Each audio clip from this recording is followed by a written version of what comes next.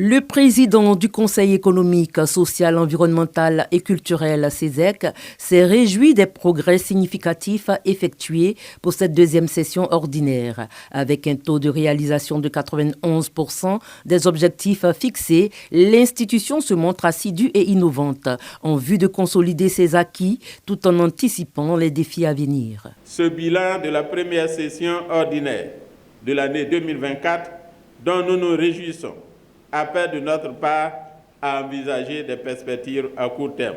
Il s'agit à présent de veiller au maintien des acquis, mais aussi de continuer à faire preuve d'innovation dans l'activité institutionnelle. Je voudrais réitérer mon infinie gratitude au président de la République, son Excellence M. Alassane Ouattara, pour le soutien incommensurable qu'il nous apporte dans l'accomplissement des devoirs de nos charges.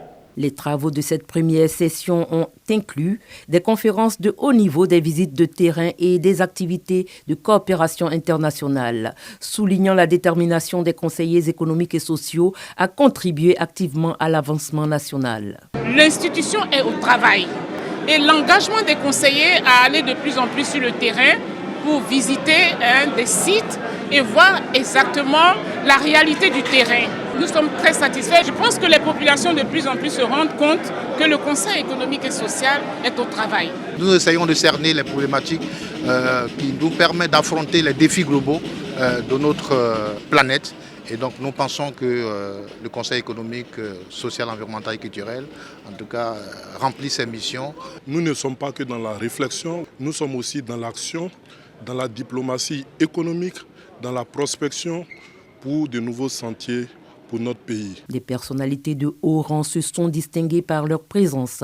Le chef de l'État, Alassane Ouattara, était représenté par son haut représentant Gilbert Kafana Koné. Au nom du président de la République, remercier et féliciter le président du Conseil économique social pour le travail abattu dans cette première session. J'ai été impressionné donc par la qualité du travail et surtout par la recherche des exemples à travers le monde. Et je voudrais donc l'encourager, lui et ses collaborateurs, à poursuivre afin d'apporter des avis motivés et bien éclairés au gouvernement. La clôture de cette première session est aussi l'occasion pour le président du CESEC de relever les avancées significatives réalisées par la Côte d'Ivoire dans son développement durable et sa modernisation. Aussi a-t-il réitéré ses encouragements à l'Assemblée consultative pour leur engagement et leur implication conséquente.